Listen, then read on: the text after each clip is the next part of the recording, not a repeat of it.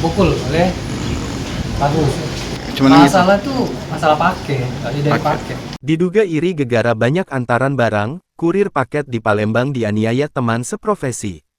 Lantaran diduga iri seorang kurir paket di Palembang, M. Rio, 20, terpaksa jadi korban penganiayaan yang dilakukan rekan kerjanya sendiri. Tidak terima korban pun melaporkan kejadian ke Polrestabes, Palembang, Selasa tanggal 30 Juli tahun 2024. Korban mengungkapkan, bahwa peristiwa tersebut bermula ketika dia disindir oleh Haikal, rekannya di tempat kerja, terkait jumlah paket yang ia antarkan. Awalnya pelaku ini sering kali ngatain saya, "Pak." Ketika saya tanya dia malah meninju kepala saya, ujar Rio kepada petugas. Pukul oleh pelaku yang berkelahi dengan Ya. pukulnya di situ. Teman-temannya datang semua mau ikut